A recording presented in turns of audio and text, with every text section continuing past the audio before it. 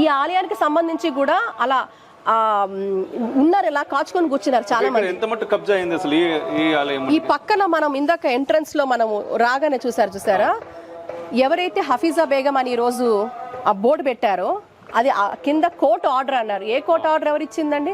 ఈ రోజు మేము TSLR తీసుకొచ్చి ఆ రిమార్క్స్ అవన్నీ చూపిస్తే కూడా అది dispute land, Gopalakrishna dispute land అని పెట్టినప్పుడు కూడా ఆబాది అని పెట్టారు.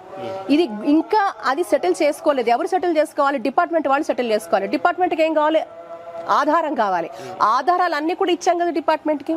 మీరు తీసుకోండి, వెళ్ళండి, కలెక్టర్ గారి దగ్గరికి వెళ్ళండి, MRO గారి దగ్గరికి వెళ్ళి వాళ్ళకి ఇవ్వండి, లెటర్ ఇవ్వండి, ఇది మా ల్యాండ్ అని క్లెయిమ్ చేస్తారు కదా. ఇప్పుడు మీ ఇంటికి ప్రధానంగా అధికారుల నుంచి విన్నది ఏంటంటే అనేక డిపార్ట్మెంట్లలో మాట్లాడుతున్నప్పుడు కూడా ఎందుకు ఇవిడ మమ్మల్ని తీసుకెళ్లి మమ్మల్ని బలి చేద్దాం అనుకుంటుందని ఒక ఆలోచన వీళ్ళందరికీ. బలి అంటే వీళ్ళందరికీ ఏంటంటే ఆ పక్కన ఎవడు తనకి పెద్ద నేర చరిత్ర ఉంది, ఒక 10 మర్డర్లో 15 మర్డర్లో చేస్తున్నాడు, ఆ పక్కన కబ్జా చేస్తున్నాడు. తను మాకు చెప్పింది, మేము విన్నది, మాకు చెప్పింది, గుడిలో కూర్చొని మాట్లాడుతున్నా, మీకు ప్రతిదీ నిజం.